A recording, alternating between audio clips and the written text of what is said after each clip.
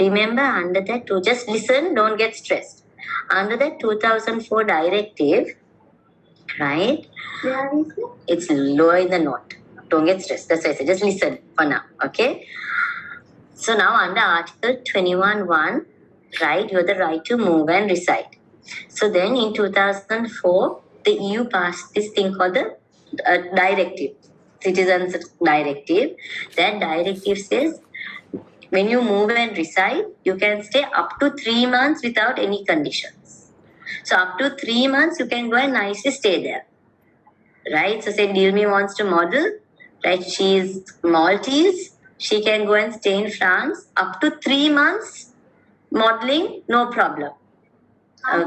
More than, if you want to stay in a country more than 3 months, that directive says you have to stay more than 3 months. You have to be a worker. You have to work or be self-employed or a student or have sufficient resources. Means have enough money. Means sufficient resources kids is not to wear Gucci, Prada, Mango, Zara. Have enough money to even eat bhatta and paripu and kill your stomach, and have enough money even to just rent a place even. It doesn't have to be Colombo 7. Just a room even, and wait. Now Mrs. Deno, was she a worker? Was she has come for lunch. Was she a worker? No. Was she self-employed? No. Was she a student? No. Does she have sufficient resources? No. Because she was given food and lodging by her sister. Right? And top of that, she was asking social benefits. So really, she didn't have a right of residence to stay there in the first place.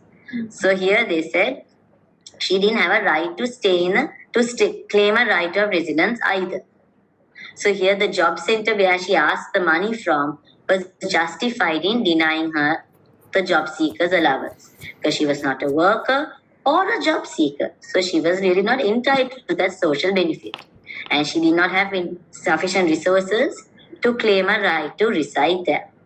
So she could have stayed up to 3 months without anything, but she had clearly stayed for more than 3 months. So bad enough, she was an unreasonable burden. She didn't have a right to stay there as well. Okay, so the rest of this part will be very clear when I teach you all the directive. Okay. Then we have, right, Floria Gusa. So here, Mr. Gusa was a Romanian citizen. Floria, your note is so tiny, Angel. So here, Floria Gusa.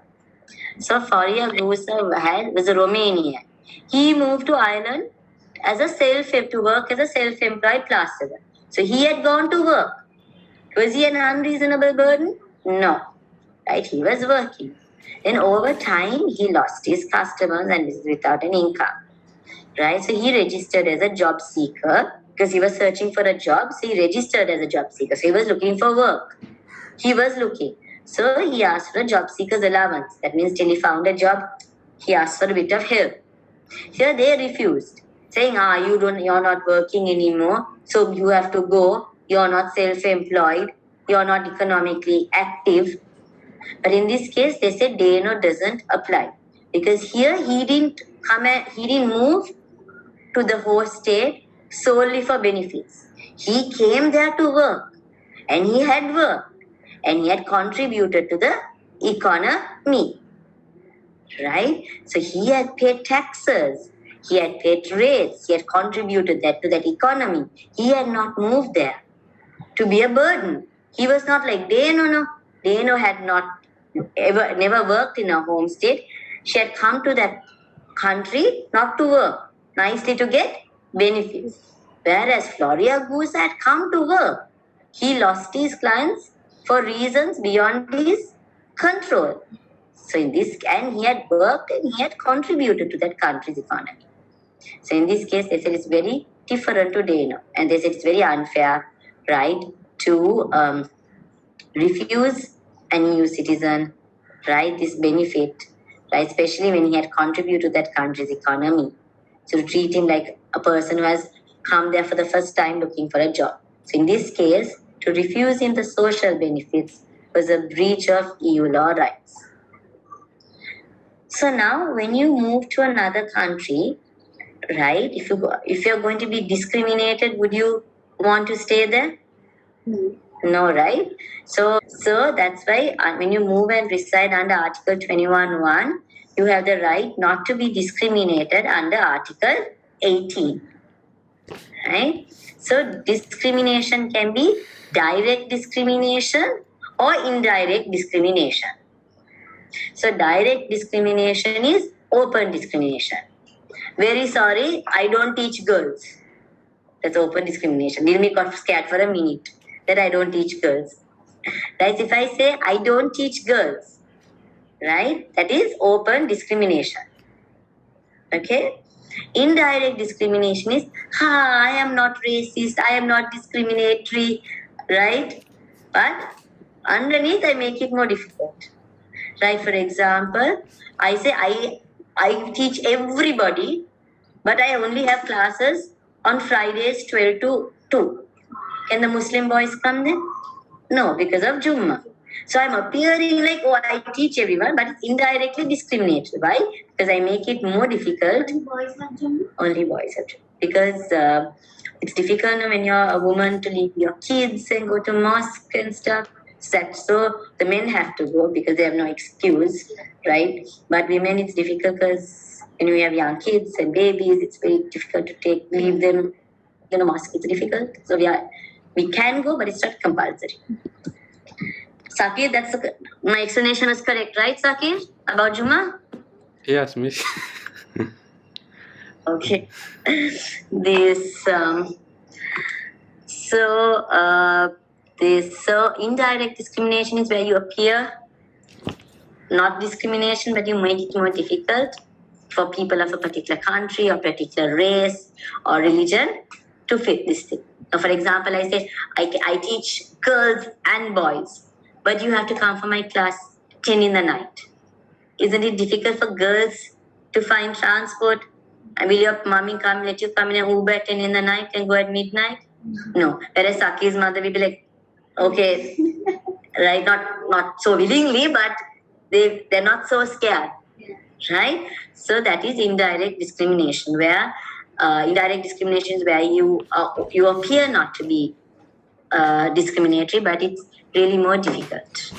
So the most common form of indirect discrimination, just listen and then I will go through the cases, okay? So the most common form of indirect discrimination is the requirement of habitual residence. What is that? Saying if you are to get this particular benefit, you have to show that you live in this country. Isn't it easier for locals to show that they've been living in the country than in foreigners? It's easy. Now, for example, right? I'm from Malta. This is Malta. I'm Malta. So I say anyone can get free education, but they must show that they have lived in Malta for 2 years. Then is it easy for EU citizens from another country to show that they have lived there for 2 years? But people from Malta, it's easy, right? Now say, Sakir, you're from Sri Lanka. Say, Sri Lanka is not part of the EU. I've had a very stupid student who asked me whether Sri Lanka was part of the EU, right? So we are not even in Europe, right? So just say Sri Lanka says, okay, we are going to give free health care. We give free health care to everybody, but you must have lived in Sri Lanka for 3 months. Then the foreigner who has come on holiday here, is it easy for them to show? No. So this requirement of habitual residence is indirectly discriminatory because it's tougher for foreigners to satisfy than locals. But when I teach you later, certain times they can justify that. Okay, so in the case of Martinez Sala, now look at the note.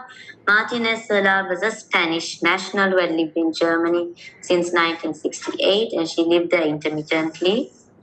She was not right? She was getting social security benefits. Then she asked for a child rearing benefit and this was refused on the grounds of nationality. Means she was refused the child rearing benefit not because she didn't qualify for it, but because she was a foreigner. So in that situation, it was discrimination, right? Because she was a foreigner, she was refused. So that is direct discrimination. So she was able to challenge it under Article 18 together with Article 21.1. So in the case of Gracie Lake, they said that union citizenship, right, is the fundamental status of nationals of member states. It's a special status. So any EU citizen, when they go to another member state, they should be treated given the same treatment in law, right? Same treatment in similar to the peoples having in the same situation. So then the case of Bida. So Bida was a French national, so EU citizen. Under Article 21.1, he moved to the UK and he started studying. Then he applied for a student loan. And according to the UK law, right, they said to get a student loan, you must have stayed in the UK for 3 years, right, in a non-student capacity. So to get a student loan in the UK, you should have lived there for 3 years, not as a student. Student. Is it easy for foreign students to satisfy that? No, but it's easier for locals to satisfy. Now say, imagine Sakir, right? You go to the UK to study and you ask for a student loan. They say you should have stayed here for 3 years, not as a student, to get a student loan. Will it be easy for you to satisfy that? No. No. So they said this is discrimination, and that here when Bida moved to UK under Article 21.1, he has the right not to be discriminated. So then, then we have, right, so that now in the cases of, right, Martinez Sala, right, it was the host state, Germany, which, right, restricted. In Gressilic also, it was the host state, it was Belgium. I'll teach you the case facts later. And in the case of Bida, right, it was UK, the host state which discriminated. Okay? But remember, right, not just the host state, even the home state shouldn't restrict your ability to go to another country. What does that mean? Say you're French, you want to go to Luxembourg, but, right, you're French, but France tells you, if you're leaving France, you're not going to get your pension, then would you leave? No. So if the host state puts you at a disadvantage means they say you won't get this benefit just because you leave, right? They put any hurdles, any restrictions, then that is also a breach of your EU law rights. Okay? So, right, so say for example, right, your home state says we are going to give you money to study only if you study in your country. Then would you want to go to another country? No. Then doesn't this restrict your ability to go to another country? Yes. So no home state, no country can restrict their citizens' ability to move and reside. They cannot. Okay?